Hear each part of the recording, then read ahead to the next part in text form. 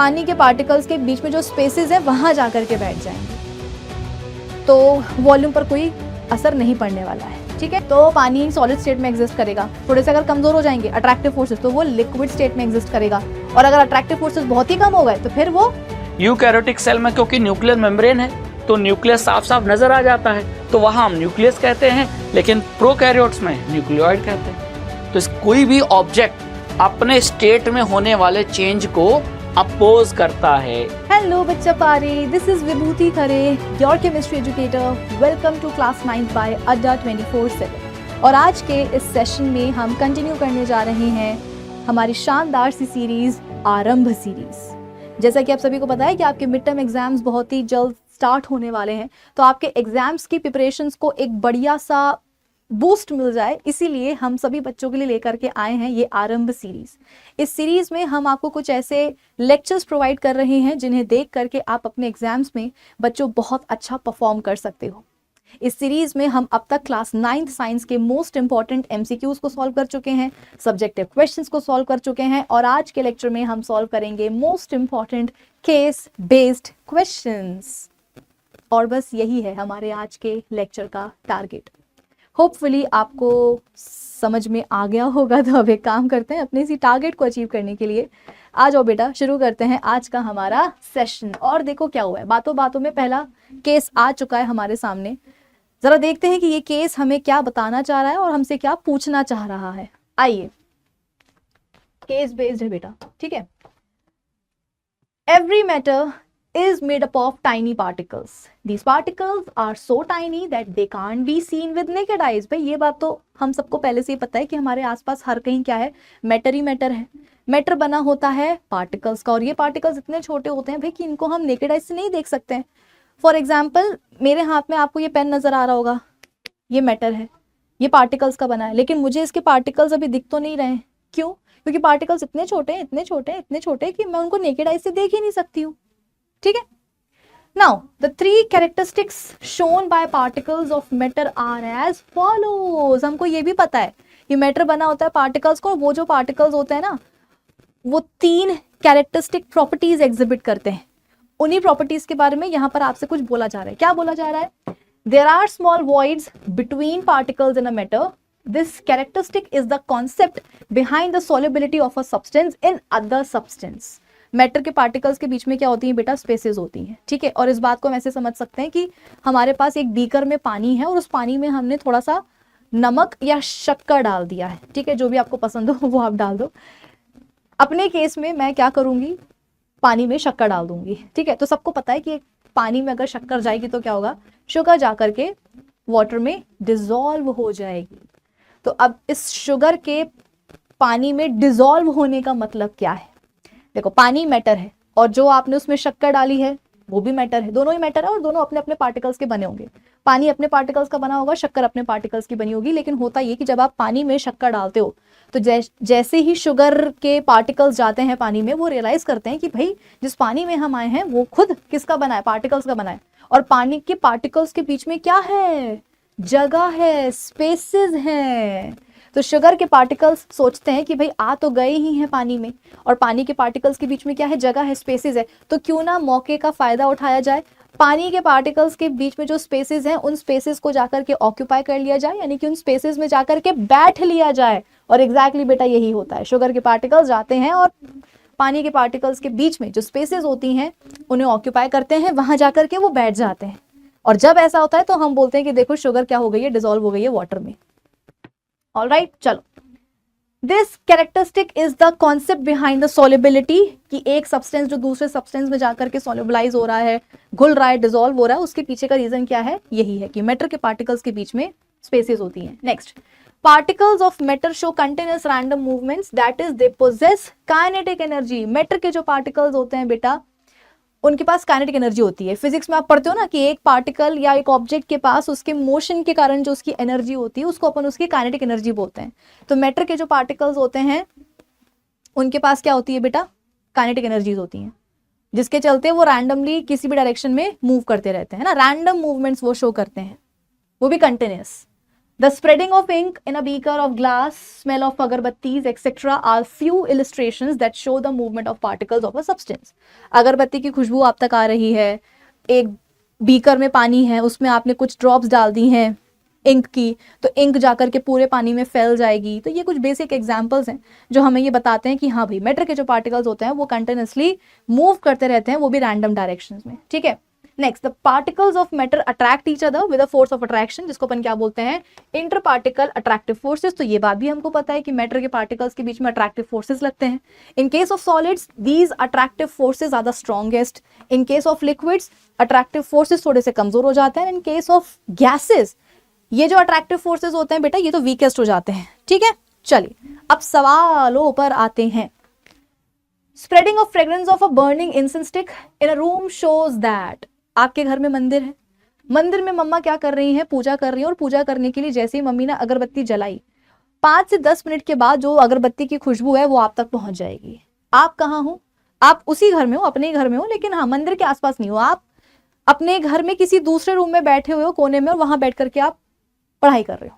ठीक है. फोन नहीं चला रहे हो, ऐसा मैं मान के चलती हूँ. आप अपने रूम में कोने में बैठ करके पढ़ाई कर रहे हो, ऐसा मैं मान के चलती हूँ. ठीक है. तो मम्मी मंदिर में पूजा करने के लिए अगरबत्ती जलाती हैं और उसकी जो खुशबू है वो आप तक पहुंच जाती है. आप तो दूर बैठे हुए मंदिर से, लेकिन फिर भी आप तक खुशबू पहुंच रही है अगरबत्ती की. तो इससे हमें क्या पता चलता है? Option A, particles of matter have spaces between them, कि मैटर के पार्टिकल्स के बीच में क्या होती है, जगह होती है. इससे हमें ये पता चल रहा है क्या, मैं बता नहीं रही हूँ, मैं पूछ रही हूँ.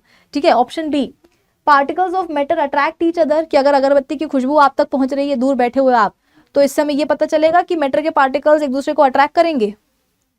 Option C, particles of matter are continuously और कॉन्स्टेंटली मूविंग, कि अगर अगरबत्ती की खुशबू आप तक पहुंच रही है इसका मतलब ये कि मैटर के पार्टिकल्स क्या करते रहते हैं, कॉन्स्टेंटली मूव करते रहते हैं. या लास्ट ऑप्शन डी बोलता है कि इनमें से कुछ भी नहीं, नन ऑफ द अबव. क्या लगता है इस सवाल का सही जवाब क्या होगा? फिर मुझसे पूछोगे तो मैं तो सच बताऊंगी, और सच ये है कि इस सवाल का सही जवाब है ऑप्शन सी. जब मम्मी ने अगरबत्ती जलाई, ठीक है, अगरबत्ती के जो पार्टिकल्स हैं वो हवा में आ गए. अब हवा भी क्या है बेटा, मैटर है ना. हवा में भी बहुत सारे उसके मतलब देखो, एयर जो अपनी सराउंडिंग एयर है बेटा, ये तो एक्चुअली वेरियस गैसेस का मिक्सचर होता है. हमारी सराउंडिंग एयर में क्या है, कई तरह की गैसेस होती हैं, गैस के मॉलिक्यूल्स होते हैं, डस्ट पार्टिकल्स होते हैं, वाटर वेपर्स होती हैं. तो कहने का मतलब ये सराउंडिंग एयर मैटर है और वो उसमें बहुत सारे पार्टिकल्स हैं, और ये जो पार्टिकल्स होते हैं वो कंटिन्यूसली क्या करते हैं, मूव करते रहते हैं. तो जैसे ही मम्मी ने अगरबत्ती जलाई उसके पार्टिकल्स कहाँ आ गए, हवा में आ गए. अब अगरबत्ती के पार्टिकल्स जैसे ही हवा में आएंगे एयर के पार्टिकल्स के साथ जाकर के वो मिक्स हो जाएंगे. पता है मिक्स कैसे होंगे? आपको मिक्स करना नहीं पड़ेगा, अपने आप मिक्स हो जाएंगे. जैसे कि मान लो कि मैं कौन हूं, मैं हूं अगरबत्ती का एक पार्टिकल, मैं आ गई हूं हवा में. ठीक है. अब मैं सोच रही हूँ कि अब मुझे कहाँ जाना चाहिए, कहाँ जाना चाहिए. जब तक मैं सोचती, मैं डिसाइड करती, मुझे आकर के यहाँ से एक एयर पार्टिकल आ रहा था, उसने मुझे धक्का मार दिया. मैं बोलूंगी oh my God what is this, तो बोलेगा उप सॉरी मेरे पास आंखें तो नहीं है. तो मैं तो मूव करूंगा लेकिन मैं देख के नहीं मूव कर पाऊंगा, तो अगर तुम्हें धक्का लगा है तो आई एम रियली सॉरी. मैंने कहा चलो कोई नहीं, इट्स ओके. फिर मैंने सोचा कि यार मुझे कहाँ जाना चाहिए. इतने में पता चला यहाँ से एक और एयर का पार्टिकल आया, क्योंकि वो तो मूव ही कर रहा है ना बेटा, उसने मुझे यहाँ से धक्का मार दिया. मैंने कहा ओ माय गॉड क्या हो रहा है ये. फिर मुझे रियलाइज हुआ कि भैया जिस एयर में मैं आई हूं ना, उस एयर के पार्टिकल्स कंटिन्यूसली मूव करते हैं, रैंडमली किसी भी डायरेक्शन में जा रहे हैं. और रैंडम मूवमेंट क्यों हो रहा है बेटा, एयर के पार्टिकल्स के पास आंखें तो नहीं कि वो देख करके मूव करेंगे कि नहीं सबको एक डायरेक्शन में जाना है, नहीं, आंखें किसी के पास नहीं है. बस इतना सबको पता है कि भाई हमें मूव करना है, और मूव करना है तो हर कहीं मूव कर रहे हैं. और उन्हीं एयर पार्टिकल्स के बीच में जब अगरबत्ती के पार्टिकल्स आ जाते हैं तो लगातार क्या होता है बेटा, मूव करते करते आपस में टकरा जाते हैं. और टकराने के से होता यह है कि जो अगरबत्ती के पार्टिकल्स होते हैं वो एयर के पार्टिकल्स के साथ जाकर के मिक्स हो जाते हैं. ठीक है. अगरबत्ती के पार्टिकल्स जाकर के एयर के पार्टिकल्स के साथ मिक्स हो जाती है, क्योंकि धक्का पड़ता गया, अगरबत्ती के पार्टिकल्स भी आगे मूव करते गए और एयर में जाकर के मिक्स हो गए. फिर हवा तो बहेगी बेटा, हवा बहेगी तो उसके साथ में क्या होगा, अगरबत्ती के पार्टिकल्स भी बह जाएंगे. और जब हवा तुम तक पहुंची तो तुम्हारे पास अगरबत्ती के पार्टिकल्स भी आ गए, तुम्हारी नाक के अंदर गए, तुम्हारी नाक ने सेंस कर लिया कि अरे ये तो अगरबत्ती की खुशबू आ रही है, मम्मा पूजा करिए, प्रसाद मिलेगा, प्रसाद. ठीक है. चलो, तो इस सवाल का सही जवाब होगा ऑप्शन सी. आगे बढ़ते हैं बेटा. Next question, what happens when we add sugar to water. शक्कर डाल देंगे पानी में तो क्या होगा, वॉल्यूम ऑफ वाटर डबल्स, पानी की वॉल्यूम डबल हो जाएगी, option B. Volume of water decreases, पानी का वॉल्यूम कम हो जाएगा, option C. Volume of water remains the same, volume पर कोई असर नहीं पड़ेगा, या last option D, none of the above, कि इनमें से कुछ भी नहीं। भाई मेरे हिसाब से अगेन इस सवाल का सही जवाब ऑप्शन सी ही होगा, कि अगर आपने पानी में शक्कर डाली है तो शक्कर के पार्टिकल्स, जैसा कि मैंने आपको बताया, पानी के पार्टिकल्स के बीच में जो स्पेसेस है वहां जाकर के बैठ जाएंगे, तो वॉल्यूम पर कोई असर नहीं पड़ने वाला है, ठीक है, वॉल्यूम सेम रहेगी। Next question, a stream of water can not B cut by fingers, which property of matter does this observation show. पानी की जो एक स्ट्रीम है बेटा, उसको आप उंगलियों से काट नहीं सकते हो। इससे आपको मैटर की कौन सी प्रॉपर्टी के बारे में पता चल रहा है? ऑप्शन ए, मैटर के जो पार्टिकल्स होते हैं वो अट्रैक्ट करते हैं एक दूसरे को, option B, particles of matter have spaces between them, option C, matter के जो पार्टिकल्स हैं वो कंटिन्यूअसली मूव कर रहे हैं, last option D. Option D तो हमेशा एक ही बात पकड़ के बैठा रहता है, मुझे नहीं पता, नन ऑफ द अबव। तो इस सवाल का सही जवाब है ऑप्शन ए, कि पानी की एक बढ़िया सी धार बह रही है, ठीक है, मोटी सी धार बह रही है, स्ट्रीम बह रही है पानी की। आप सोचो कि मैं इसको उंगली से जाकर के कट कर दूं, हो पाएगा क्या? क्यों? क्योंकि वो जो पानी की स्ट्रीम बह रही है बेटा, वो जो पानी है, पानी के जो पार्टिकल्स हैं वो एक दूसरे को अट्रैक्ट कर रहे हैं, अट्रैक्टिव फोर्सेस लग रहे हैं उनके बीच में। तुम सोचोगे कि मैं उंगली से जाकर के उसको कट कर दूं, नहीं हो पाएगा। तुमने कभी वो देखा होगा ना स्विमिंग करते हुए लोगों को, ठीक है ना, तो वो क्या करते हैं, अपने हाथों से पानी को ऐसे काटते हैं, ठीक है, और आगे की तरफ बढ़ते हैं। कभी स्विमिंग करते हुए तुमने किसी को देखा है? तुमको अगर खुद आती है तो बहुत अच्छी बात है ना, तुम ये खुद एक्सपीरियंस तुमने किया ही होगा कि जब स्विमिंग करते हैं तो हाथों से क्या करता है, डाइवर पानी को ऐसे काटता है, ऐसे ऐसे करके, ठीक है, ताकि वो आगे बढ़ पाए पानी में। चलिए आगे बढ़ते हैं, next question. When we put some crystals of potassium permanganate in a beaker containing water, we observe that after some time the whole water turns pink. This intermixing of particles of two different types of matter on their own is called, भाई जब दो अलग अलग तरह के matter है और उनके पार्टिकल्स एक दूसरे में जाकर के अपने आप मिक्स हो जाएं, इस प्रॉपर्टी को, इस प्रोसेस को हम क्या बोलते हैं बच्चों? डिफ्यूजन। कि जब दो मैटर के पार्टिकल्स खुद ब खुद आपस में जाकर के मिक्स हो जाए, इंटरमिक्सिंग हो जाए दो डिफरेंट टाइप्स ऑफ मैटर के पार्टिकल्स के बीच में, that intermixing is known as diffusion, ठीक है। चलो अगले सवाल पर आते हैं। Why is the rate of diffusion of liquids higher than that of solids?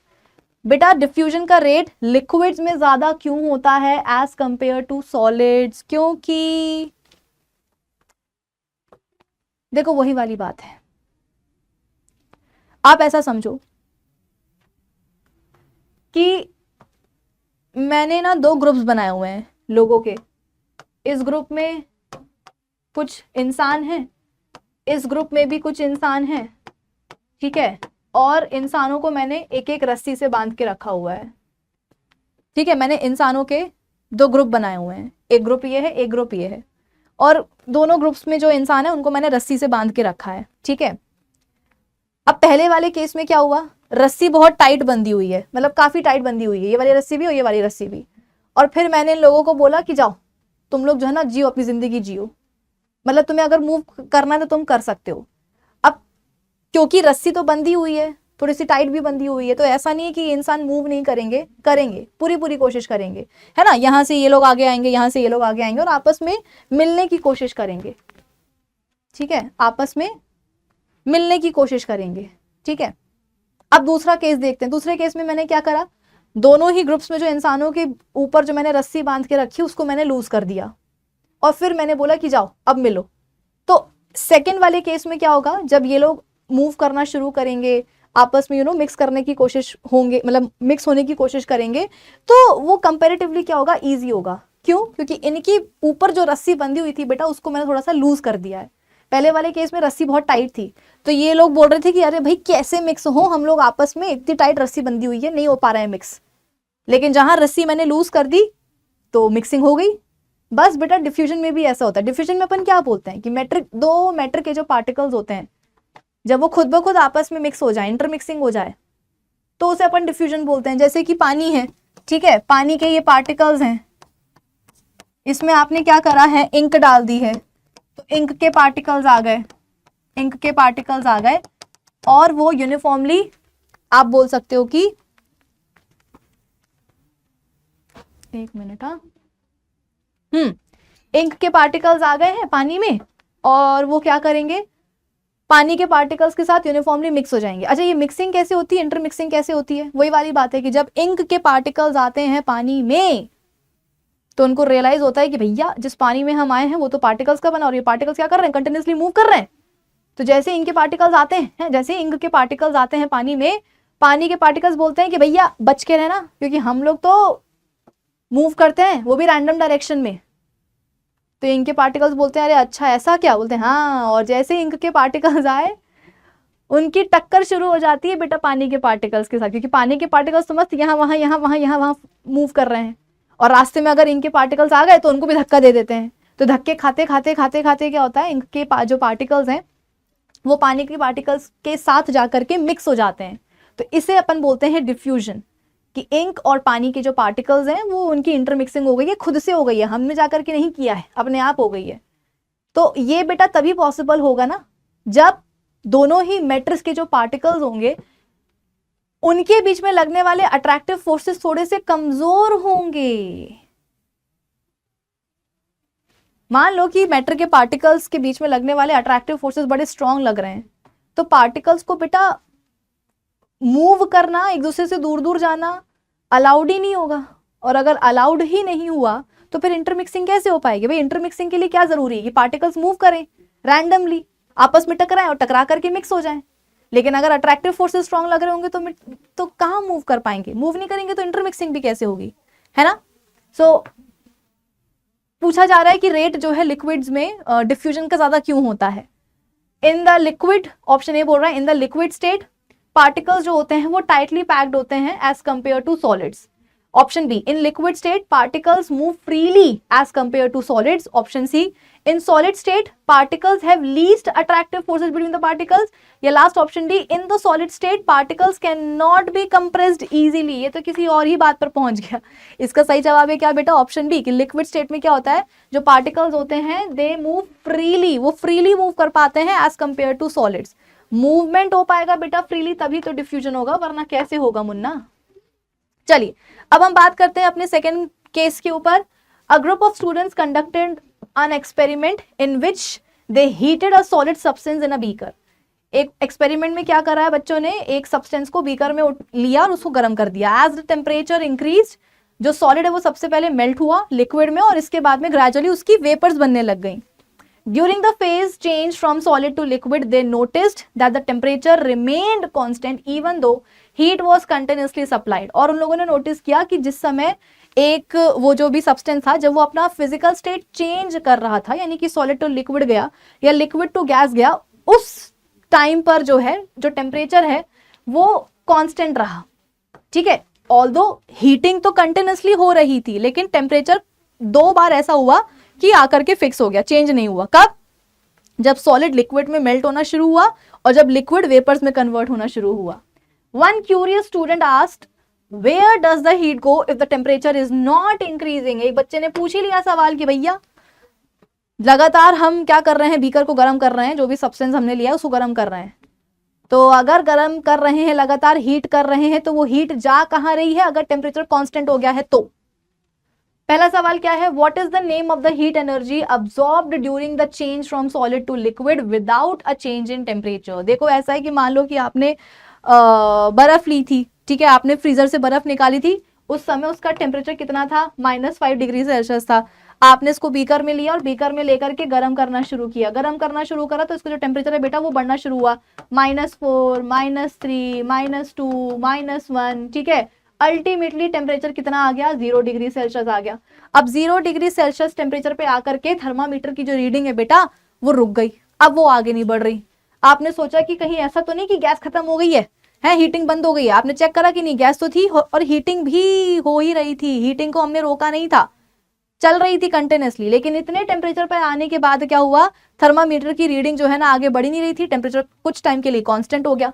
और एग्जैक्टली इसी टेम्परेचर पर क्या हुआ, जो आपकी बर्फ है, आइस, वो मेल्ट होना शुरू कर गई और आपको जो है पानी बनता हुआ दिखने लग गया।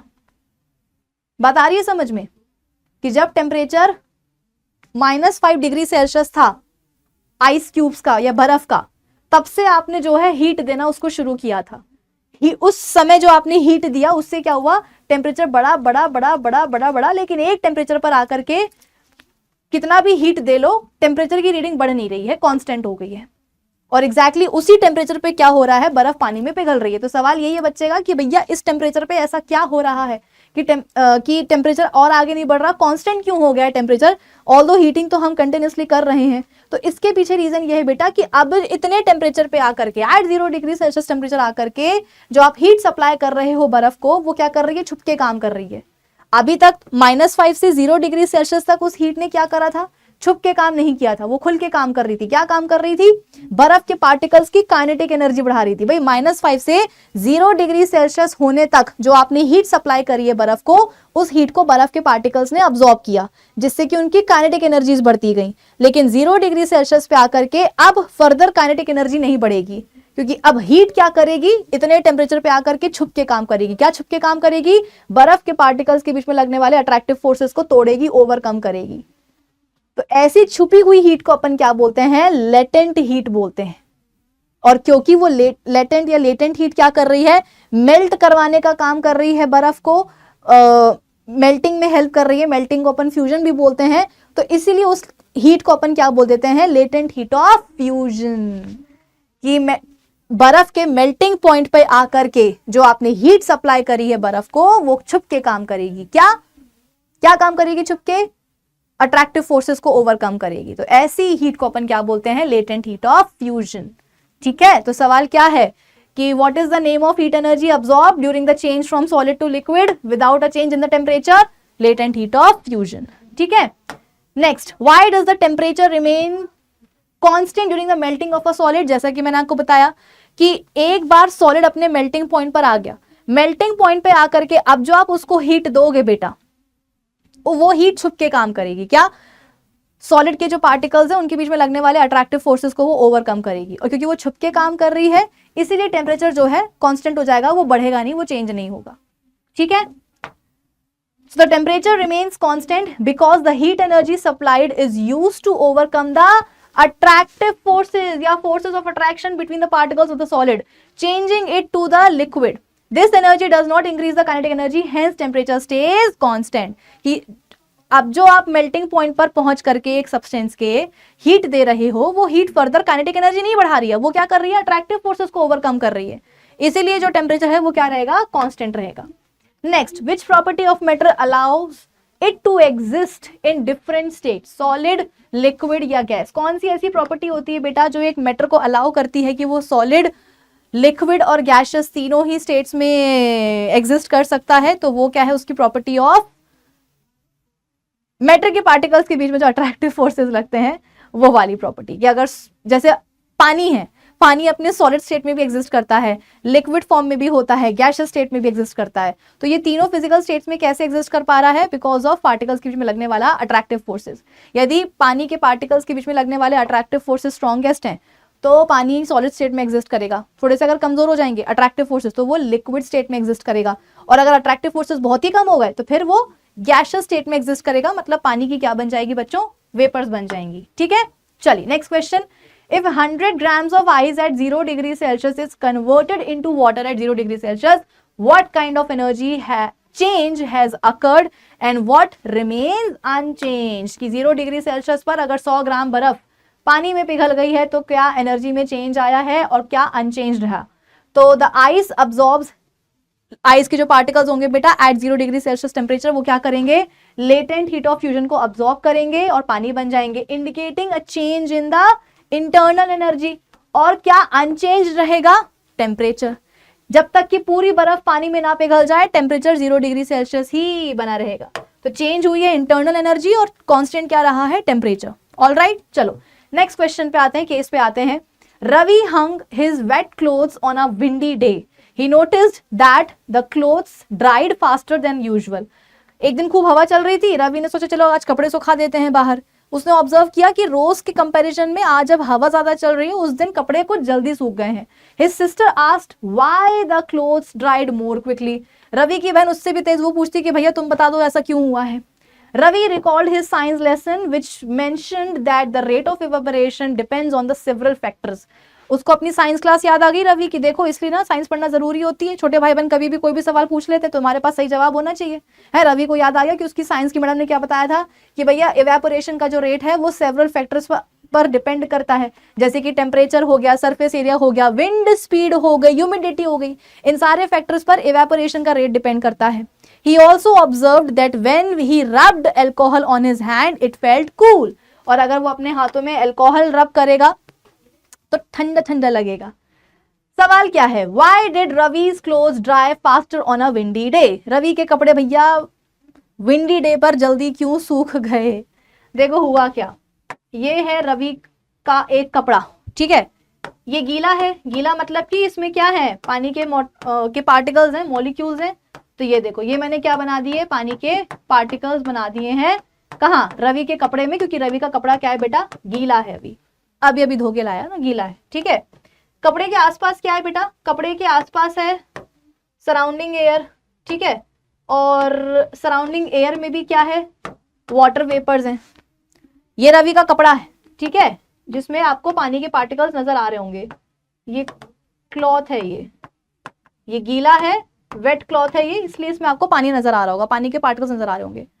इसको रवि ने क्या करा, खुली हवा में डाल दिया है। खुली हवा मतलब हवा है, और हवा में क्या होते हैं बेटा, ये है वाटर वेपर्स, ठीक है। अपनी हवा में भी तो बेटा वाटर वेपर्स होते हैं कि नहीं होते हैं, ठीक है, बिल्कुल होते हैं। अब क्या होगा, रवि ने जो कपड़ा डाला है, ठीक है ना, उस कपड़े में जो पानी है, जो पानी होगा वो धीरे धीरे करके वेपर्स में कन्वर्ट होगा, ठीक है, वो पानी जो कपड़े में है वो धीरे धीरे करके वेपर्स में कन्वर्ट होगा, ये, और ये वेपर्स कहाँ जाएंगी, सराउंडिंग एयर में ही जाएगी। सराउंडिंग एयर बोलेगी कि आओ बच्चों आओ हमारे पास आ जाओ, मतलब रवि के कपड़े में जो पानी है वो पानी धीरे धीरे करके वेपर्स में कन्वर्ट होगा, और वो वेपर्स अल्टीमेटली कहाँ जाएंगी, कपड़े को छोड़ करके सराउंडिंग एयर में चली जाएंगी। एयर क्या करेगी, उन वाटर वेपर्स को अपने अंदर रख लेगी और एकोमोडेट कर लेगी, ठीक है। तो ये प्रोसेस बेटा चलती जाएगी, कब तक, जब तक कि रवि का जो कपड़ा है उसमें जितना भी पानी, जब तक पूरा का पूरा पानी वेपर्स में कन्वर्ट होकर के सराउंडिंग एयर में ना चला जाए, तब तक ये प्रोसेस चलती रहेगी। और जब ये प्रोसेस हो जाएगी तो हम बोलेंगे कि देखो क्या हुआ है, कपड़ा सूख गया है, ठीक है। अब देखो बेटा सीधी सी बात है, हर चीज की एक कैपेसिटी होती है, एक क्षमता होती है किसी चीज को अकोमोडेट या स्टोर करने की, ठीक है। जैसे मैं बोलूं, जैसे मेरे पास एक बॉटल रखी हुई है, बॉटल में पानी स्टोर हो सकता है, लेकिन बॉटल की भी तो कैपेसिटी है ना पानी को स्टोर करने की। ऐसा तो नहीं कि एक टंकी पानी मैं अपने बॉटल में स्टोर कर लूंगी, पॉसिबल नहीं है। वैसे ही सराउंडिंग एयर क्या करती है, कपड़े में जो पानी है उस पानी की जो वेपर्स बन रही है उन वेपर्स को वो अपने अंदर एकोमोडेट करती है, लेकिन उसकी भी एक क्षमता है ना, क्षमता से ज्यादा तो वो भी पानी की वेपर्स को एकोमोडेट नहीं कर पाएगी। अब हुआ क्या, हुआ ये कि उस दिन क्या चल रही थी बेटा, हवा चल रही थी, विंडी डे था, हवा चल रही थी, ठीक है। तो देखो यहाँ पर क्या हुआ, मान लो अभी रवि के कपड़े के ऊपर हवा का ये वाला सेक्शन है, ठीक है, हवा का ये वाला सेक्शन है, अभी एयर सेक्शन लिख देती हूं मैं, हवा का अभी ये वाला सेक्शन है रवि के कपड़े के ऊपर, ठीक है।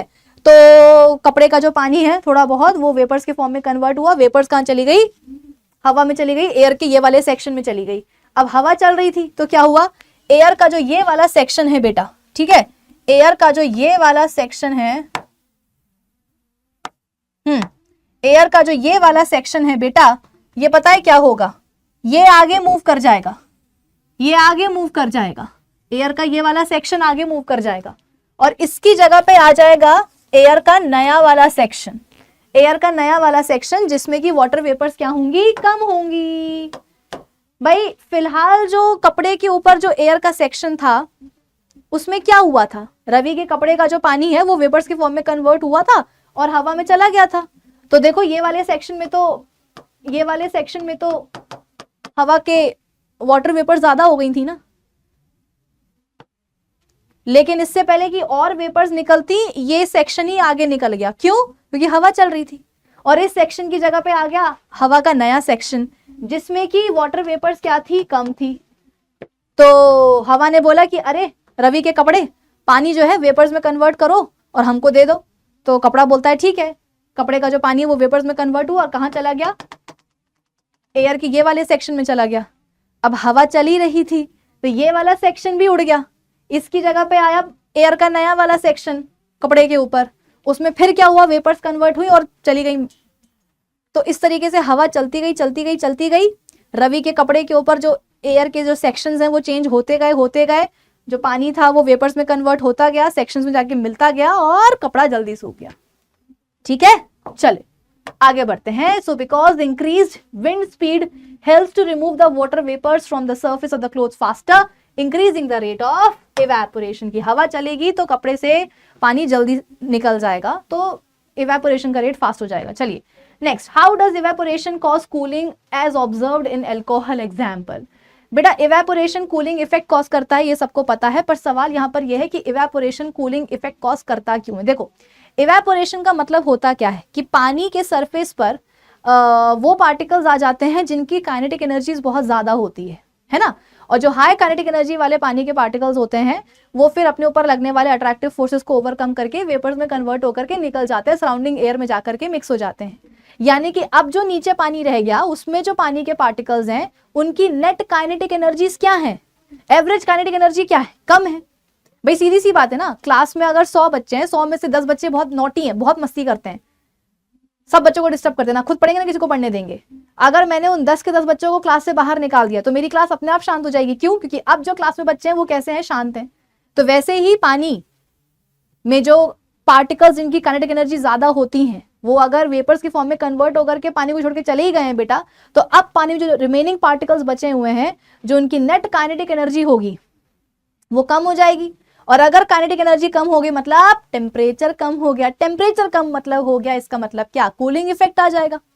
ठीक है, तो अल्कोहल अगर आपने हाथ में लिया है तो अल्कोहल जो है आप क्या करेगा, आपकी जो हथेली, भाई आपने हाथ पर हथेली पर क्या लिया, अपने पाम पर क्या लिया, अल्कोहल लिया है। ठीक है, तो अल्कोहल क्या करेगा, आपके हथेली की जो हीट है उसको अब्जॉर्ब करेगा और अब्जॉर्ब करके वेपर्स के फॉर्म में कन्वर्ट होकर के हवा में निकल जाएगा।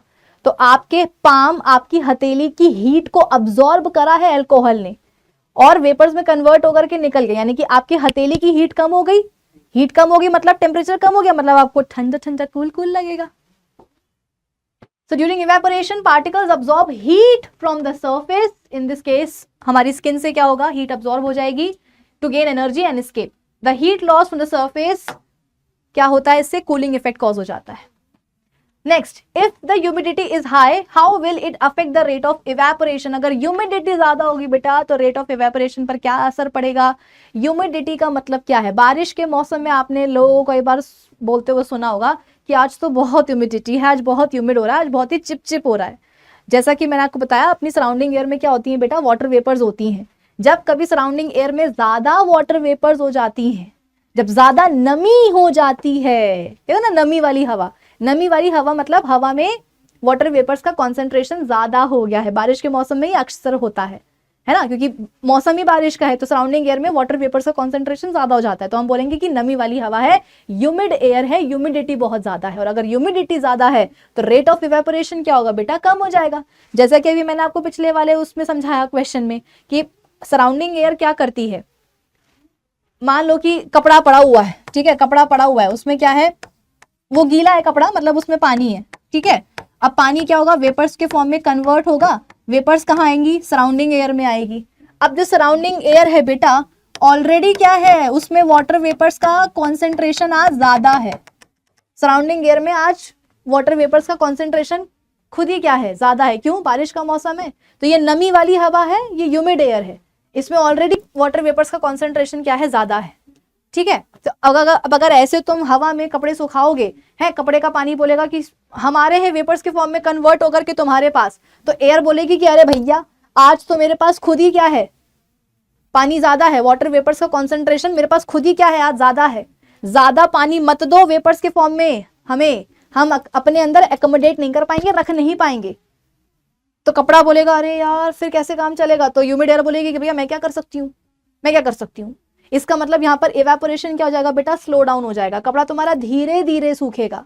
ये कपड़े का जो पानी है वो धीरे धीरे करके वेपर्स में कन्वर्ट होगा, वो वेपर्स धीरे धीरे क्या होंगी, सराउंडिंग एयर में जाएगी। क्यों, क्योंकि सराउंडिंग एयर में ऑलरेडी वाटर वेपर्स का कॉन्सेंट्रेशन ज्यादा है, ह्यूमिडिटी है, तो इवेपोरेशन का रेट क्या होगा बेटा, कम हो जाएगा, स्लो डाउन हो जाएगा। ठीक है, चलिए next, give one reason why evaporation of sweat is essential for the human body. Evaporation बेटा हमारे लिए जरूरी क्यों, सॉरी, पसीना जो आता है, स्वेटिंग जो अपन को होती है, ठीक है, उसका जो इवेपोरेशन है वो हमारे लिए जरूरी क्यों है? क्योंकि देखो हम जो ह्यूमन बींग्स होते हैं बेटा, हम अपनी बॉडी में एक कांस्टेंट नॉर्मल टेम्परेचर को मेंटेन करते हैं। हम सबकी बॉडी का एक कांस्टेंट टेम्परेचर होता है, दैट इज 36 डिग्री सेल्सियस, ठीक है, हम उतना टेम्परेचर हमेशा मेंटेन करते हैं।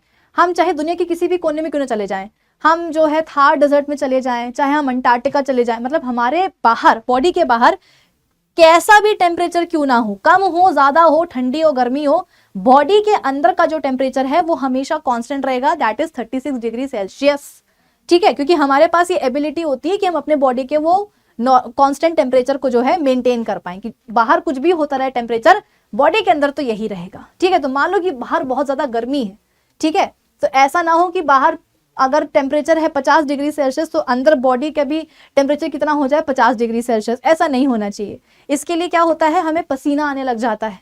अब मान लो कि ये स्किन है, इस पे पसीना आ गया, ठीक है, अब पसीना क्या करेगा, तुम्हारे बॉडी की जो हीट है, तुम्हारी स्किन में जो हीट है बेसिकली, उस हीट को अब्सॉर्ब करेगा पसीना। पसीने में बेसिकली क्या होता है, सॉल्ट्स होता है और पानी होता है, ठीक है।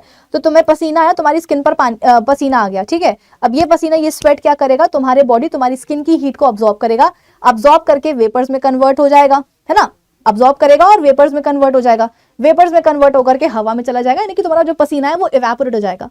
पसीना तो इवेपोरेट हुआ, लेकिन तुम्हारे बॉडी तुम्हारी स्किन की हीट को लेकर के वो गया है, तो तुम्हारे बॉडी, तुम्हारी स्किन की हीट कम हो जाएगी, यानी कि बॉडी टेम्परेचर को हम रेगुलेट कर सकेंगे।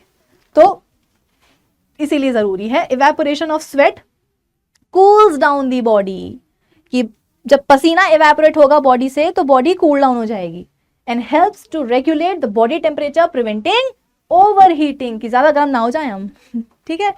चलो नेक्स्ट केस पर आते हैं बेटा। A group of students took an old shoe box and covered it with a black pepper from all the sides. They fixed a source of light या torch at one end of the box by making a hole in it, and on the another hand hole on the other side to view the light. Okay, they placed a milk sample contained in a tumbler in the box as shown in the figure below. They were amazed to see that milk taken in the tumbler was illuminated. They tried the same activity by taking a salt solution but found that light simply passed through it. तो basically क्या कर रहे हैं बच्चे, दो glass उन्होंने लिए हैं, एक ग्लास में उनके पास क्या है, दूध का सैंपल है, और दूसरे ग्लास में उनके पास सॉल्ट सोल्यूशन है, ठीक है।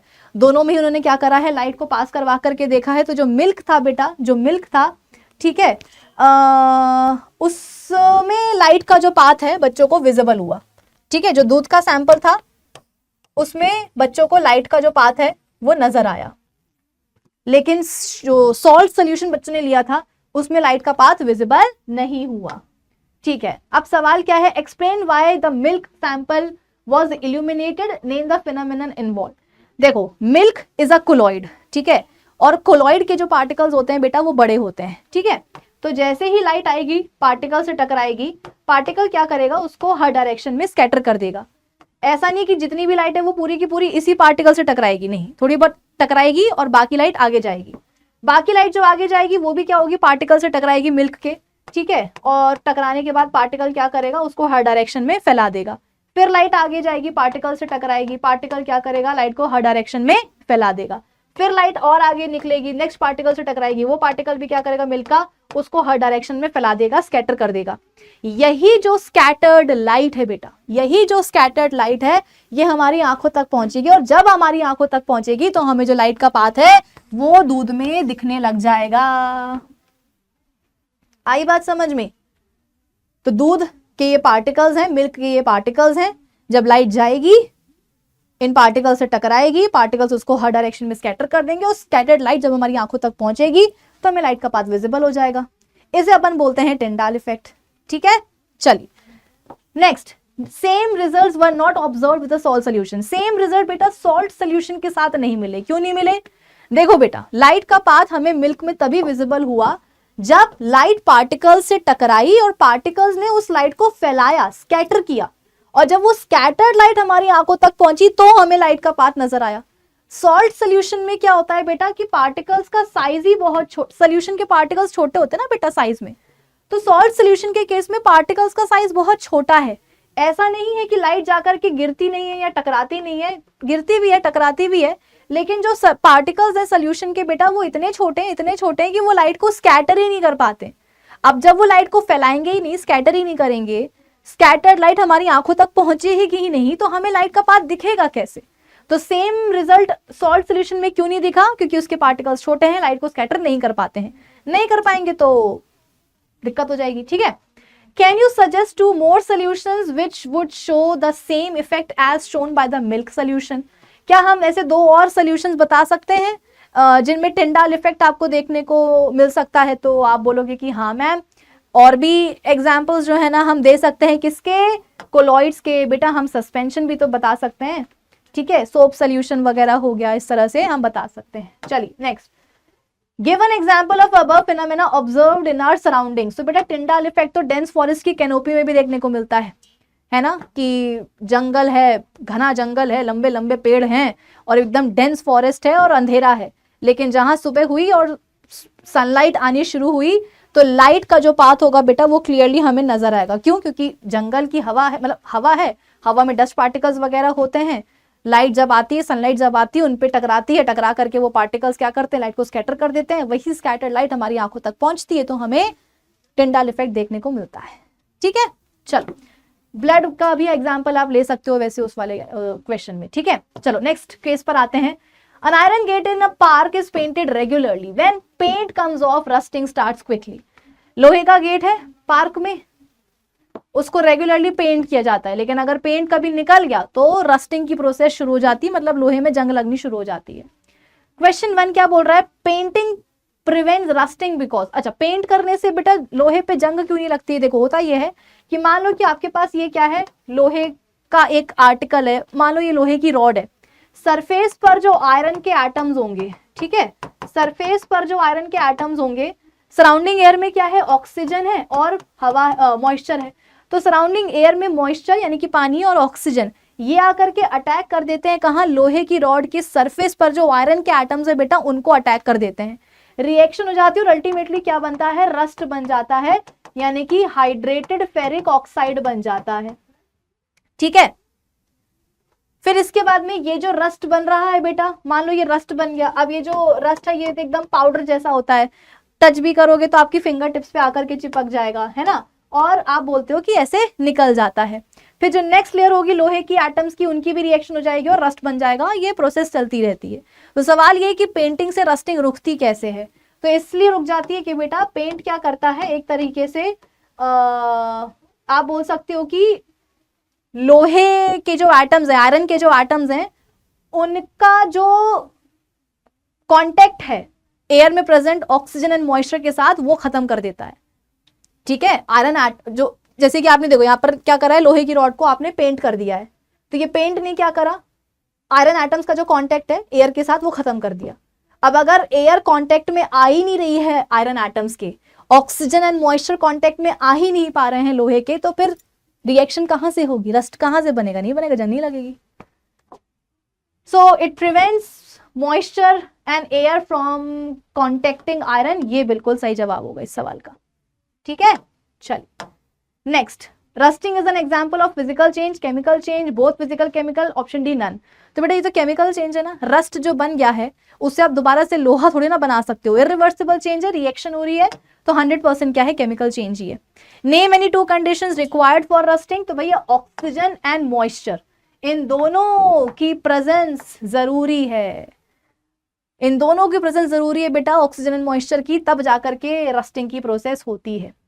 नेक्स्ट केस पर आते हैं। When magnesium ribbon is burned it produces a dazzling white flame and a white powder. Magnesium का तार है, रिबन है, ठीक है, आपने उसको जलाया तो व्हाइट पाउडर बन जाता है आखिरी में, जैसे कि पेपर की राख नहीं छूटती जब पेपर जलता है उसके बाद, तो वैसे ही मैग्नीशियम रिबन जब जलता है तो उसके पीछे उसकी राख छूट जाती है जो कि व्हाइट पाउडर होता है, और जब वो जल रहा होता है तो डेजलिंग व्हाइट फ्लेम के साथ जलता है। तो जो व्हाइट पाउडर बन रहा है, सवाल आपसे ये है कि वो है क्या? Magnesium carbonate, magnesium sulphate, magnesium oxide या मैग्नीशियम हाइड्रोक्साइड। तो बेटा जब मैग्नीशियम जलता है तो उसकी रिएक्शन होती है ऑक्सीजन के साथ और क्या बनता है? मैग्नीशियम का ऑक्साइड, और यही होता है वो व्हाइट पाउडर। ठीक है, चलो next, this reaction is an example of, किस चीज का एग्जाम्पल? ये फिजिकल केमिकल चेंज, नन या बोथ? तो भाई रिएक्शन हो रही है, इसका मतलब क्या, केमिकल चेंज ही होगा।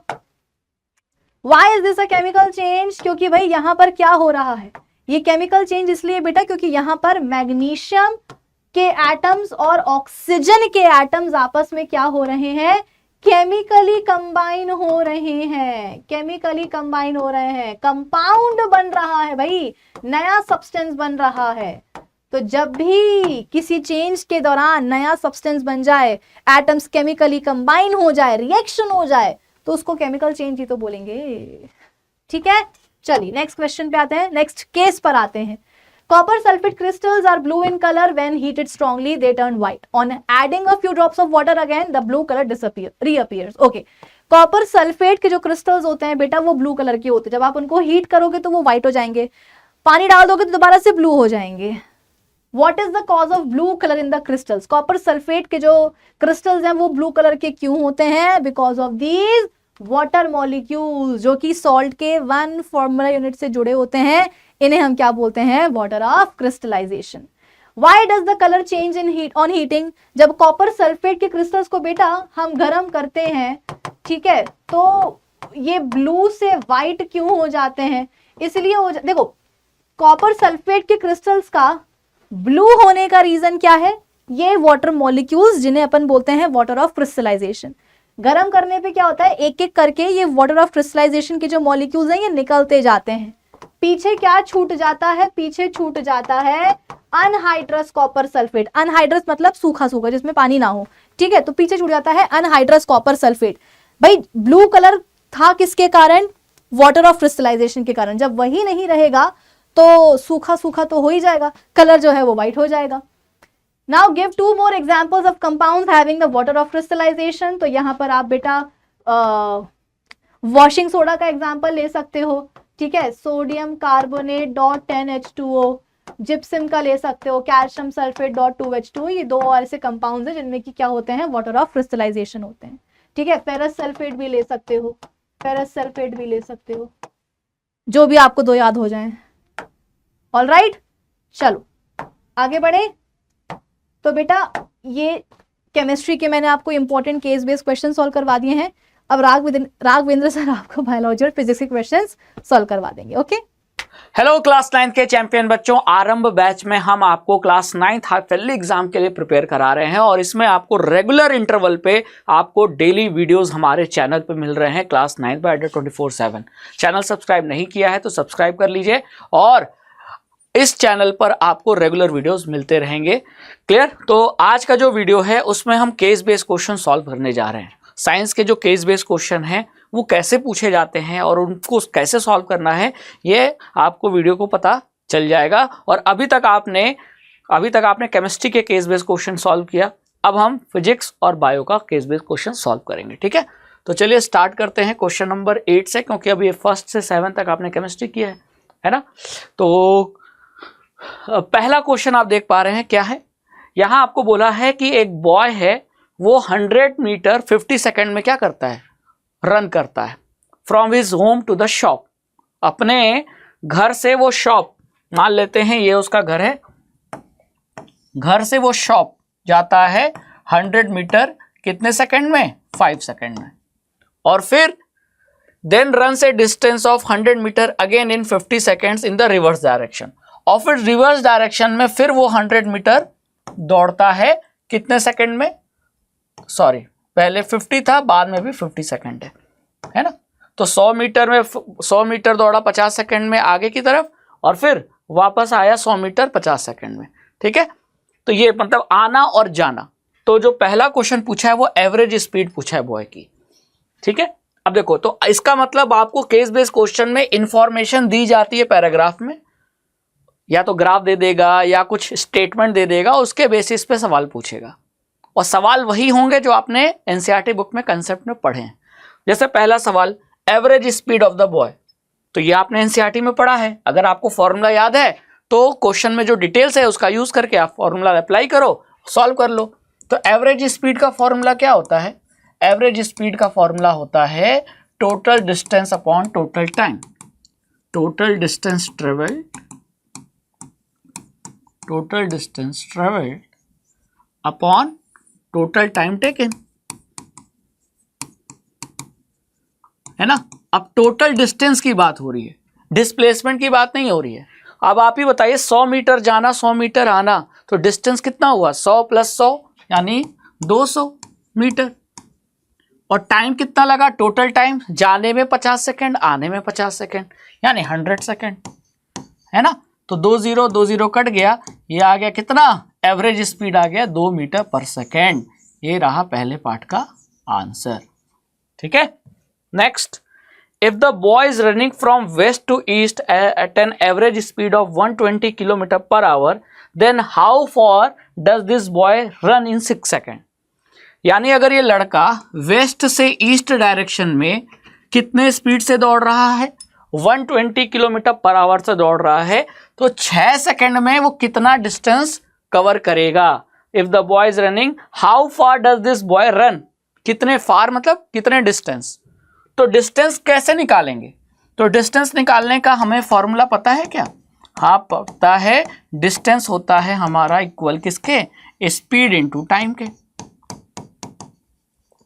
लेकिन ध्यान रखना है कि हमारा जो स्पीड है, अब टाइम किस में दिया है क्वेश्चन में, टाइम दिया है 6 सेकेंड, तो फिर आपकी स्पीड किस में होनी चाहिए, मीटर पर सेकेंड में, और यहाँ स्पीड किस में है, किलोमीटर पर आवर में। अब यहाँ आपको ध्यान रखना था, क्या ध्यान रखना था कि किलोमीटर आवर को मीटर पर सेकंड में बदलेंगे, क्योंकि यूनिट सेम होनी चाहिए। सेम मतलब कि अगर सारी एसआई यूनिट है, मतलब अगर आप एक यूनिट एसआई यूनिट रख रहे हो, तो बाकी सभी फिजिकल क्वांटिटीज की भी यूनिट एसआई यूनिट होनी चाहिए। तो टाइम आपका सेकंड में है, मतलब एसआई यूनिट में, तो स्पीड भी एसआई यूनिट में होनी चाहिए, और स्पीड का एसआई यूनिट क्या होता है, मीटर पर सेकेंड। अब यहाँ 120 km/h को हमें बदलना पड़ेगा, ठीक है। तो स्पीड कितना है, 120 km/h। अब इसको अगर हमें मीटर पर सेकेंड में बदलना है, तो हमको पता है किससे मल्टीप्लाई करते हैं, 5/18 से। तो जैसे ही आप इसको km/h को 5/18 से मल्टीप्लाई करोगे, ये बदल जाएगा मीटर पर सेकेंड में। तो ये रहा अभी तक स्पीड। अब स्पीड को किससे मल्टीप्लाई करेंगे, टाइम से। तो टाइम कितना दिया था, 6 सेकेंड, तो ये रहा हमारा 6 सेकेंड, मल्टीप्लाई कर दिया, ठीक है। तो 6 3 जा 3 4 जा और 40 × 5, ये आ गया आपका 200 मीटर। ये रहा आपके सेकंड पार्ट का आंसर, ठीक है।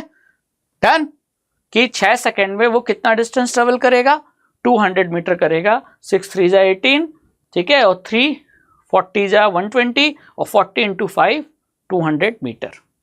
डन। चलिए अब आ जाते हैं क्वेश्चन नंबर 1 के सी पार्ट में। Calculate the distance travelled and displacement of the boy.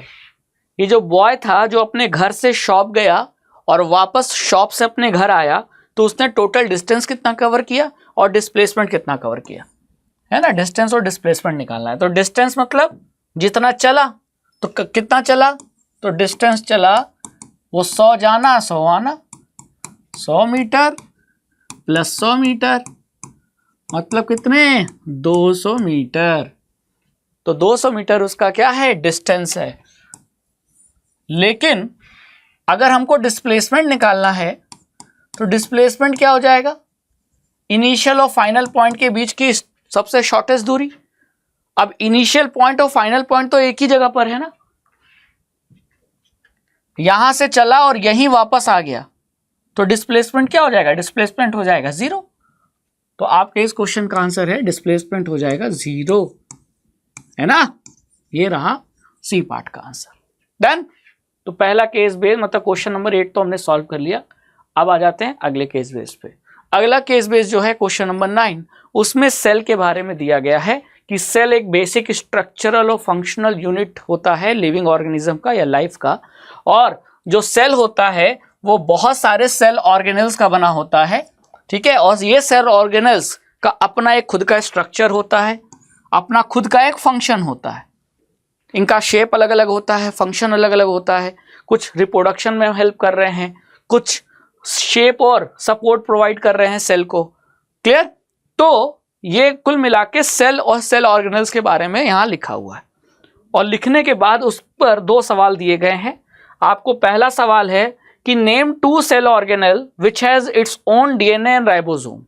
ऐसे 2 सेल ऑर्गेनेल का नाम बताना है जिसके पास खुद का डीएनए, खुद का राइबोसोम होता है ना। बात समझ में आ गई। जैसे मान लो कि बस सबको लेके जा रही है, बस पब्लिक ट्रांसपोर्ट है, ठीक है, बस सबकी है, लेकिन आपके पास अपनी पर्सनल गाड़ी भी है।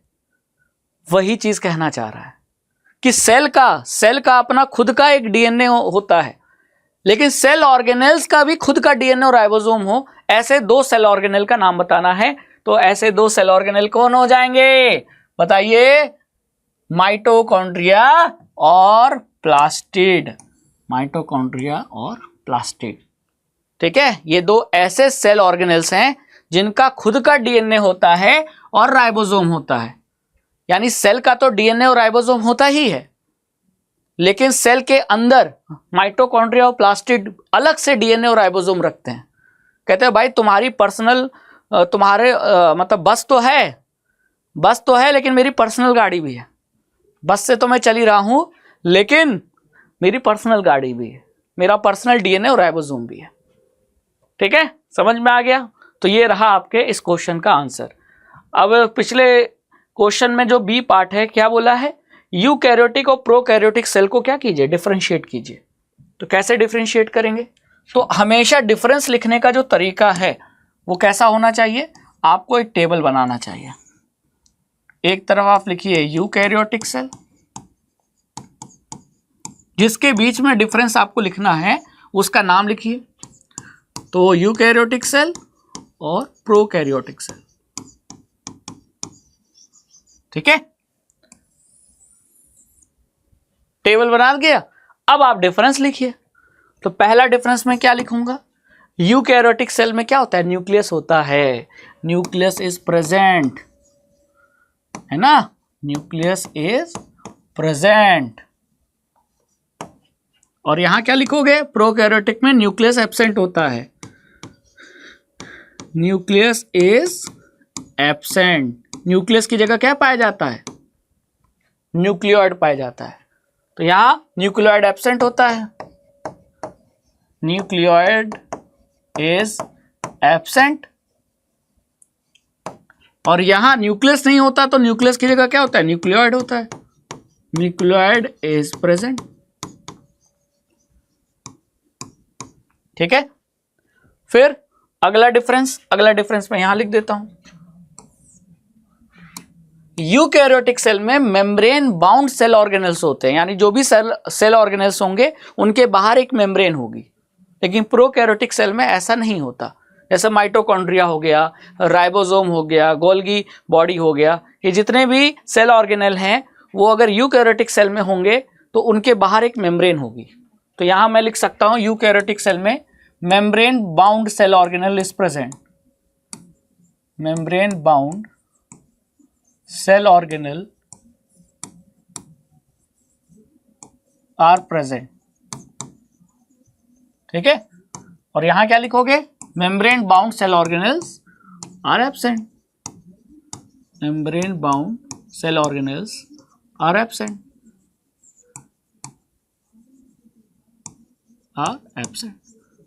हो गया डिफरेंस। क्लियर? 3 डिफरेंस काफी था। फिर अगर एक चाहो तो लिख सकते हो कि यूकैरियोटिक सेल एडवांस है, नए जमाने के हैं, और प्रिमिटिव सेल पुराने जमाने के कौन है? प्रोकैरियोटिक सेल, ठीक है। चलो अब आ जाते हैं क्वेश्चन नंबर 10 पे। क्वेश्चन नंबर 10 में न्यूक्लियस के बारे में चर्चा कहा। न्यूक्लियस के बारे में लिखा है कि न्यूक्लियस एक मेम्ब्रेन बाउंड सेल ऑर्गेनेल होता है जो कि यूकैरियोटिक सेल में पाया जाता है ना। और ये सेल के लगभग बीचों बीच होता है।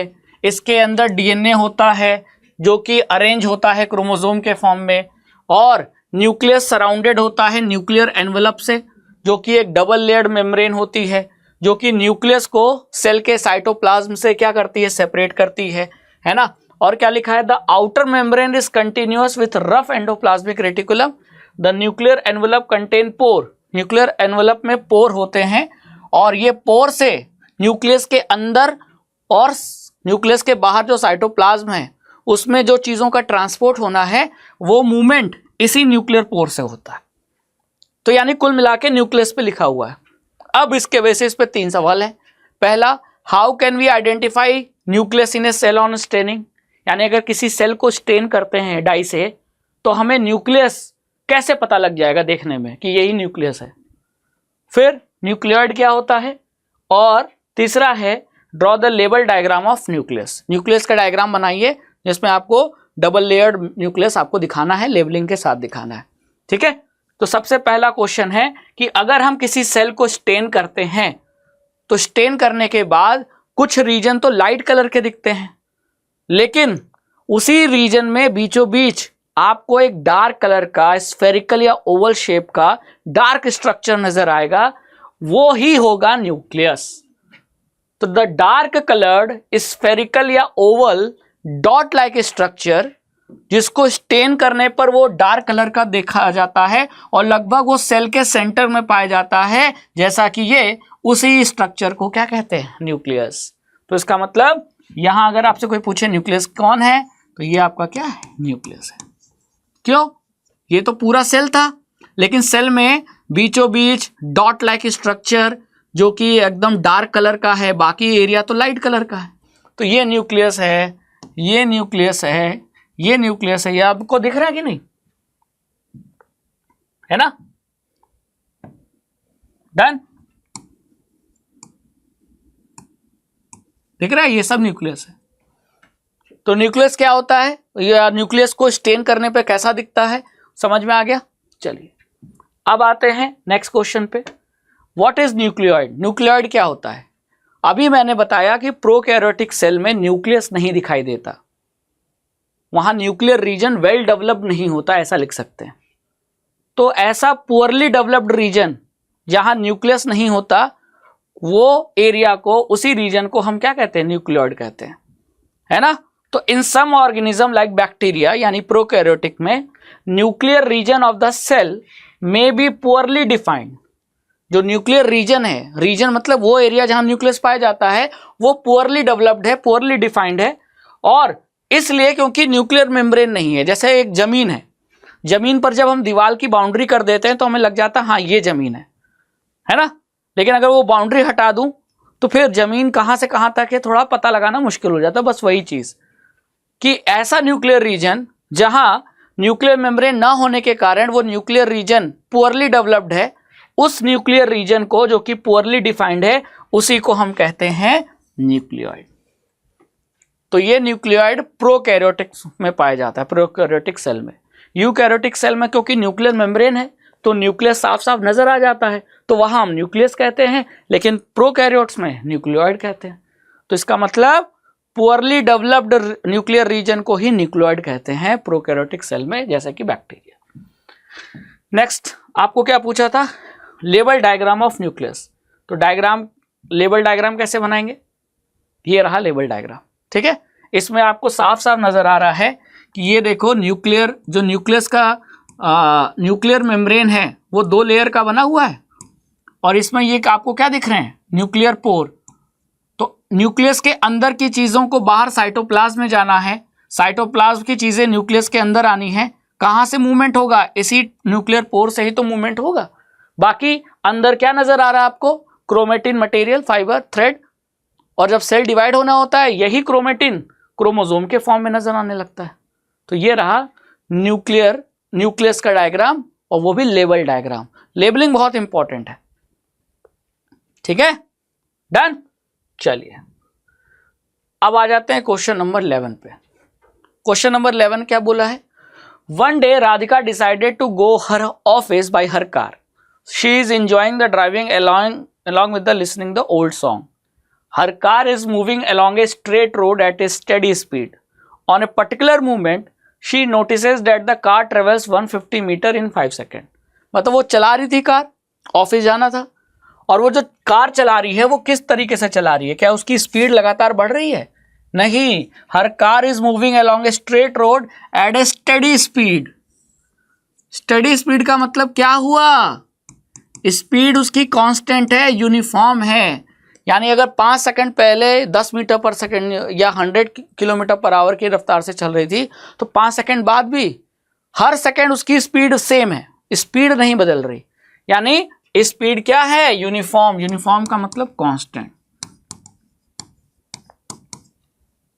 तो उसने क्या देखा? उसने ये देखा कि 5 सेकंड में कार कितनी चली गई? 150 मीटर चली गई। ठीक है, अब क्या पूछा है? Calculate the average speed of her car.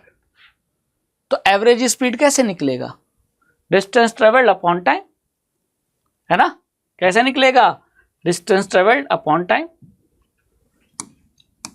तो एवरेज स्पीड आ जाएगा टोटल डिस्टेंस ट्रेवल कितना आता? 150 मीटर अपॉन टाइम कितना लगा? 5 सेकेंड। तो ये आ गया आपका कितना? 30 मीटर पर सेकेंड, है ना? डन। अब क्योंकि वो स्ट्रेट लाइन में जा रही है और उसकी स्पीड कांस्टेंट है, तो कांस्टेंट स्पीड है, तो वो 5 सेकंड में कितना चली? 150 मीटर चली। तो टोटल डिस्टेंस यही है, टोटल टाइम यही है, तो टोटल डिस्टेंस को टोटल टाइम से डिवाइड कर देंगे, एवरेज स्पीड आ जाएगा। फिर draw its velocity time graph. अब वेलोसिटी टाइम ग्राफ कैसे बनेगा? तो टाइम के साथ क्या वेलोसिटी बदल रही है? आप बताओ। ये मान लो वेलोसिटी है, ये टाइम है, और ये हो गया आपका ओरिजिन। ये 1 सेकेंड, ये 2 सेकेंड, ये 3 सेकेंड, 4, 5, है ना? अब आप बताओ क्या उसकी वेलोसिटी कितनी निकली या स्पीड कितनी निकली? 30। तो हर पल 30 है ना, क्योंकि स्पीड तो कांस्टेंट है। तो जो स्टार्टिंग में जो स्पीड होगी वही 1 सेकंड बाद, वही 2 सेकंड बाद, वही 3 सेकंड बाद, यानी कि ग्राफ कैसा बनेगा? ऐसा बनेगा। ठीक है, और ये क्या बता रहा है? ये बता रहा है कि वेलोसिटी या स्पीड क्या है? कांस्टेंट है।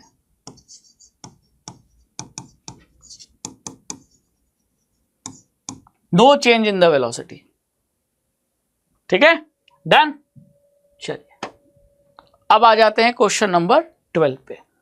क्वेश्चन नंबर 12 में क्या है? Varshney sir was demonstrating an experiment in his class with the setup as shown in the figure below। ठीक है, तो उन्होंने क्या किया? एक ग्लास है, ग्लास के ऊपर एक कागज रखा, उसके ऊपर एक कॉइन रख दिया, और फिर उन्होंने किसको? ये जो कागज है, मान लीजिए ताश का पत्ता, कार्ड है ना, तो जब उन्होंने कार्ड को मारा तो कार्ड तो आगे चला गया, जो कॉइन है वो गिलास में गिर गया। दिख रहा है? कार्ड को मारा आगे तो कार्ड तो आगे चला गया, लेकिन कॉइन वहीं गिर गया। ऐसा क्यों? Give reason for the above observation, which law of motion is applied in this case, define first law of motion. 2 question है, तो ऐसा क्यों हुआ? Give reason for the above observation. ये आपने जो ऑब्जर्व किया कि जैसे ही वार्ष्णेय सर ने इस कार्ड को ऐसे मारा तो कार्ड तो आगे चला गया, लेकिन जो कॉइन था वो गिलास में वहीं गिर गया नीचे, है ना? तो ऐसा क्यों हुआ? इसका आपको रीजन बताना है, और ये भी बताना है कि यहां न्यूटन का कौन सा लॉ अप्लाई हुआ। तो यहां साफ साफ दिख रहा है कि जो कार्ड और कॉइन क्या था? कॉइन रेस्ट पे था, तो इनर्शिया के कारण वो हमेशा किस में रहना चाहेगा? रेस्ट पे रहना चाहेगा। लेकिन हमने फोर्स किस पे लगा दिया? कार्ड पे। तो कार्ड भी रेस्ट पे था, लेकिन अब फोर्स लगने की वजह से अब वो किस में आ जाएगा? मोशन में। तो कार्ड तो मोशन में आ गया, लेकिन कॉइन तो अभी भी रेस्ट में है, और रेस्ट में है तो वो यहीं रहेगा कॉइन, और जब यहां आएगा तो अब नीचे कोई सपोर्ट नहीं है, तो कॉइन क्या हो जाएगा? गिर जाएगा। यानी यहां कौन सा लगा है? न्यूटन का first law, law of inertia. यही आपके इस क्वेश्चन का आंसर है। The coin possesses inertia of rest, it resist the change in the state and hence falls in the glass. यानी कॉइन रेस्ट पे था, और कार्ड के हट जाने के बाद वो अभी भी रेस्ट पे रहना चाहेगा, तो कार्ड आगे चला गया, लेकिन कॉइन वहीं का वहीं है। अब नीचे अब सपोर्ट हट गया, तो कॉइन ग्लास में गिर गया ड्यू टू इनर्शिया, है ना? बात समझ में आ गई। और न्यूटन का कौन सा लॉ लगा है? फर्स्ट लॉ ऑफ मोशन लगा। नेक्स्ट क्वेश्चन में क्या पूछा था कि define first law of motion. तो फर्स्ट लॉ ऑफ मोशन को डिफाइन करना था। तो फर्स्ट लॉ ऑफ मोशन क्या कहता है? फर्स्ट लॉ ऑफ मोशन यही कहता है कि कोई भी ऑब्जेक्ट अपने स्टेट में होने वाले चेंज को अपोज करता है। An object remains in A state of rest of uniform motion, remains in the state of rest और यूनिफॉर्म मोशन कब तक? जब तक कि उसे कंपेल नहीं किया जाए, उसको प्रेशराइज ना किया जाए बाय अप्लाइंग ए फोर्स। यानी आप किसी ऑब्जेक्ट पे अगर फोर्स जब तक नहीं लगाते हो तब तक वो ऑब्जेक्ट जिस कंडीशन में, जिस स्टेट में है, उसी स्टेट में रहना चाहता है। यही है लॉ ऑफ इनर्शिया। लेकिन फोर्स लगाने से हो सकता है कि वो रेस्ट में है तो मोशन में आ जाए, मोशन में है तो रेस्ट पे आ जाए। यानी स्टेट तभी बदलता है जब फोर्स लगता है। फोर्स नहीं लगाओगे तो इनर्शिया के कारण वो जैसा है वैसा ही रहेगा ऑब्जेक्ट। रेस्ट पे है तो रेस्ट पे रहना चाहेगा, मोशन में है तो मोशन में रहना चाहेगा। ठीक है, डन। चलिए अब आ जाओ क्वेश्चन नंबर 13 पे। क्वेश्चन नंबर 13 में क्या बोला है? न्यूटन सेकंड लॉ के ऊपर यहां एक पैराग्राफ लिखा है कि न्यूटन सेकंड लॉ है वो हमें किसके बीच में रिलेशन बताता है? न्यूटन सेकंड लॉ हमें फोर्स और एक्सेलरेशन के बीच में रिलेशन बताता है। Acceleration is produce in a body is directly proportional to the force acting on it and inversely proportional to the mass of the body. ठीक है, देयरफॉर अगर mass is doubled then its acceleration will be halved and if the mass is halved then acceleration will double. यानी कुल मिला के force और मास और acceleration के बारे में चर्चा की गई है। अब यहां हमको बोला है derive the mathematical formula of Newton second law. ठीक है, अब न्यूटन के सेकंड लॉ का हमें क्या करना है? डेरिवेशन करना है, पहला क्वेश्चन। तो आओ डेरिवेशन किया जाए। अब हम क्या पढ़ते हैं? Force is directly proportional to rate of change of momentum पढ़ते हैं। Rate of change of momentum पढ़ते हैं कि नहीं? हाँ, तो rate of change of momentum है क्या? मोमेंटम का मतलब final velocity minus initial velocity, और रेट मतलब टाइम के साथ। तो ये हो गया फाइनल मोमेंटम, चेंज मतलब फाइनल माइनस इनिशियल, ये हो गया इनिशियल मोमेंटम, और रेट मतलब टाइम के साथ। और ये डायरेक्टली प्रोपोर्शनल किसके? फोर्स के, है ना। अब मैं इसको क्या लिख सकता हूं? m कॉमन ले लूं तो मैं इसको v माइनस यू लिख सकता हूं। हाँ, लिख सकता हूं। अपॉन क्या हो जाएगा? टाइम। ठीक है, अब v minus you upon T को मैं क्या लिख सकता हूं? मैं लिख सकता हूं, है ना। और अगर मैं इक्वल का साइन हटाता हूं तो एक कांस्टेंट मल्टीप्लाई कर दूंगा। यहां कांस्टेंट जो है वो k है। ठीक है, अब इस कांस्टेंट की वैल्यू कितनी होती है? 1 होती है अंडर स्टैंडर्ड कंडीशन। तो फिर f की वैल्यू क्या हो जाएगी? ma के बराबर। और ये हमारा डेरिवेशन हो गया। न्यूटन सेकंड लॉ से हमें निकल कर आ गया कि फोर्स बराबर होता है मास इनटू एक्सेलरेशन। ठीक है, k की वैल्यू, k कांस्टेंट है, क्योंकि प्रोपोर्शनल को हटाकर अगर इक्वल का साइन लगाना है तो एक कांस्टेंट मल्टीप्लाई करना होता है। वो कांस्टेंट है k, इसकी वैल्यू होती है 1। तो f इजकल टू क्या हो गया? ma। ठीक है, क्लियर। अब यहां दूसरा क्वेश्चन क्या बोला है? दो ऑब्जेक्ट है, दो बॉडी है जिसका मास किस रेशियो में है? 3:4 के रेशियो में।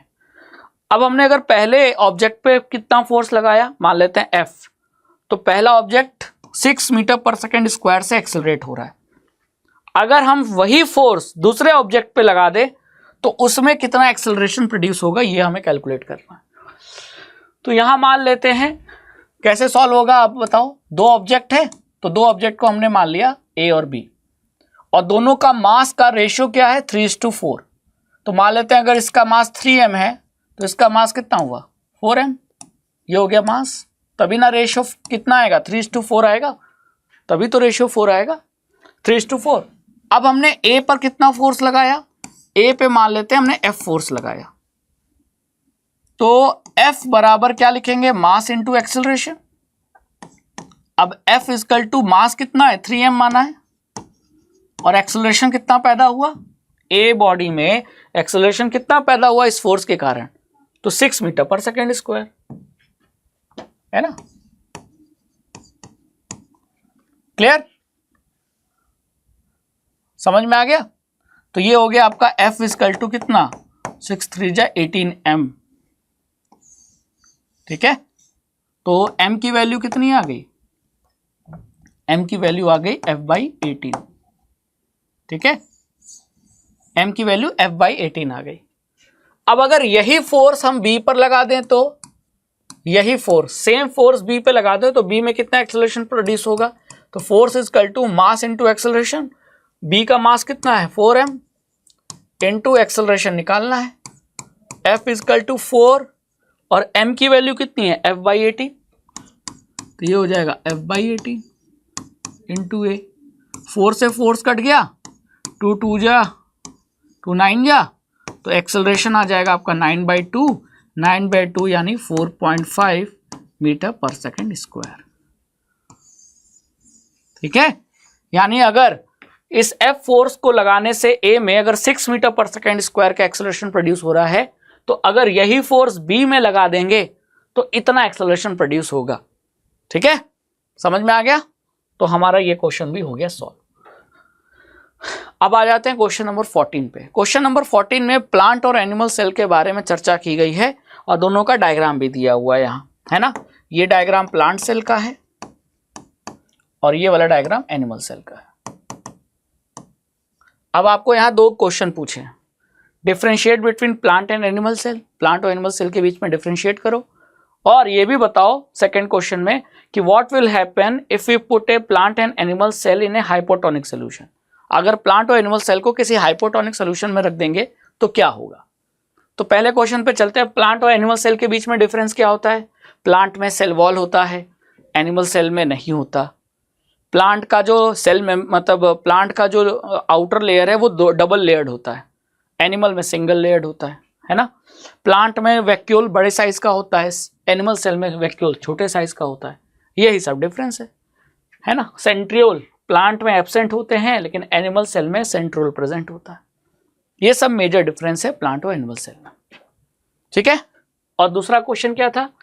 दूसरा क्वेश्चन ये था कि अगर किसी प्लांट या एनिमल सेल दोनों को, प्लांट को भी हमने एक हाइपोटोनिक सोल्यूशन में रखा और एनिमल सेल को भी एक हमने उसी हाइपोटोनिक सोल्यूशन में रखा, मतलब हमारे पास हाइपोटोनिक सोल्यूशन दो थे, दोनों सेम केमिकल थे, मतलब आइटोसोन सोल्यूशन सेम थे और दोनों हाइपोटोनिक थे, दोनों में एक में प्लांट सेल एक में एनिमल सेल डाल दिया तो क्या होगा। अब प्लांट सेल में हाइपोटोनिक सोल्यूशन में क्या होगा? पानी ज़्यादा है तो पानी सेल के अंदर भरने लगेगा, तो प्लांट सेल के अंदर भी पानी भरेगा, एनिमल सेल के अंदर भी पानी भरेगा। ठीक है, अब प्लांट में तो सेल वॉल होता है, तो जब पानी भरने लगेगा तो जो सेल मेम्ब्रेन है वो फैलता फैलता फैलता जाएगा और एक बार ऐसा समय आएगा कि सेल मेम्ब्रेन बिल्कुल सेल वॉल से सट गया है। अब सेल वॉल क्योंकि ताकतवर रिजिड होता है तो वो प्लांट सेल को फटने नहीं देगा, बर्स्ट करने नहीं देगा, और इसीलिए हाइपोटोनिक सोल्यूशन को विदस्टैंड कर पाता है प्लांट सेल। लेकिन एनिमल सेल में तो सेल वॉल है ही नहीं, रिजिड लेयर है ही नहीं, उसमें तो केवल सेल मेम्ब्रेन है। अब एनिमल सेल को अगर हाइपोटोनिक सोल्यूशन में रखोगे तो पानी सेल के अंदर भरता जाएगा, एनिमल सेल के अंदर, और सेल मेम्ब्रेन फैलता फैलता फैलता एक समय आएगा कि उसकी लिमिट से ज़्यादा हो गया, फट जाएगा। तो हाइपोटोनिक सोल्यूशन में एनिमल सेल खत्म हो जाता है, बर्स्ट कर जाता है, लेकिन प्लांट सेल बर्स्ट नहीं करता due to presence of cell wall, क्योंकि सेल वॉल रिजिड होता है। ठीक है, चलिए अब आ जाते हैं क्वेश्चन नंबर 15 पे, जो कि इस वीडियो का आखिरी क्वेश्चन है।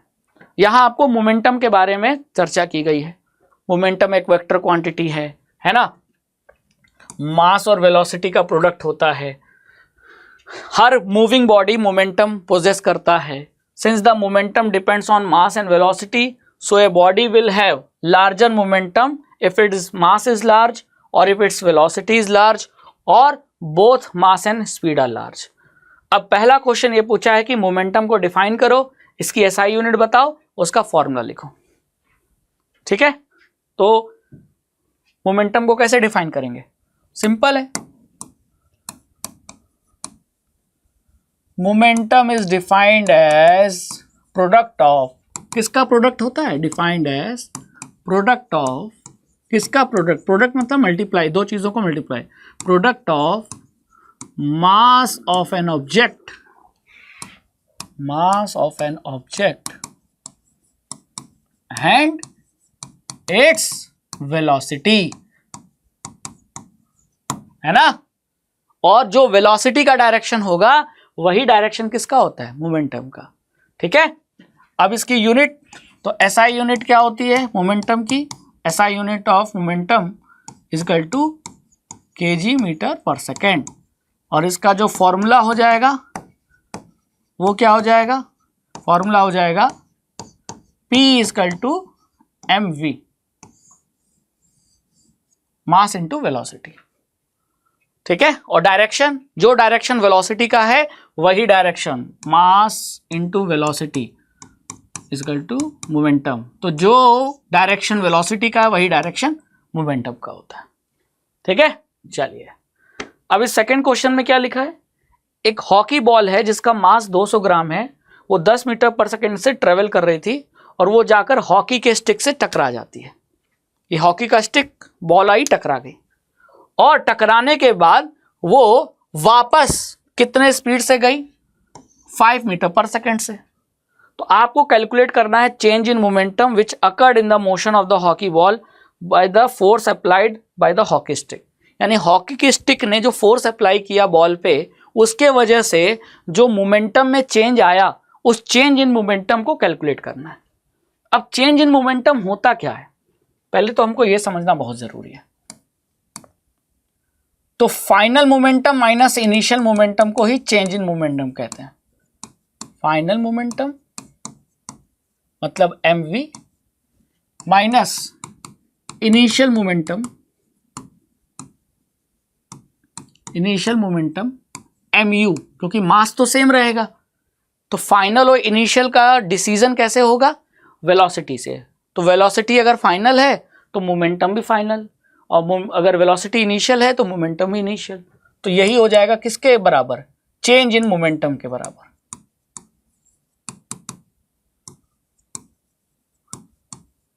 ठीक है, लेकिन इसमें डायरेक्शन का रोल बहुत इंपॉर्टेंट है। तो मान लेते हैं मेरी ये हॉकी स्टिक थी और ये रही बॉल। ठीक है, अब बॉल अगर ये जा रही है हॉकी स्टिक के तरफ, तो ये डायरेक्शन अगर पॉजिटिव हुआ तो बॉल टकरा कर वापस आ रही है, उस डायरेक्शन को क्या लेना पड़ेगा, माइनस लेना पड़ेगा। ठीक है, अब बॉल का जो मास है वो कितना दिया है, 200 ग्राम। क्वेश्चन में कितना दिया है, 200 ग्राम। यहां गौर करना था, 200 ग्राम को हमें ग्राम को किलोग्राम में बदलना पड़ेगा, क्योंकि यूनिट क्या होती है, केजी मीटर पर सेकेंड। तो केजी में रखना है, तो 200 ग्राम को हम 1000 से डिवाइड कर दे, ये कट गया, ये आ गया 1/5 केजी, है ना। अब इनिशियल वेलोसिटी कितनी है, ट्रेवलिंग एट 10 मीटर पर सेकेंड। शुरुआत में कितने की स्पीड से जा रहा है, 10 मीटर पर सेकेंड। तो अब आप ये बताइए कि इनिशियल वेलोसिटी है उसकी कितनी। अब इनिशियल वेलोसिटी का डायरेक्शन हमने क्या माना है, प्लस माना है। तो ये हो जाएगा मास कितना, 1/5 केजी, और इनिशियल वेलोसिटी कितना हो जाएगा, मल्टीप्लाई +10, है ना। क्लियर। अब फाइनल मोमेंटम कितना हो जाएगा, तो फाइनल मोमेंटम में फाइनल वेलोसिटी का जो डायरेक्शन है वो माइनस लेना पड़ेगा।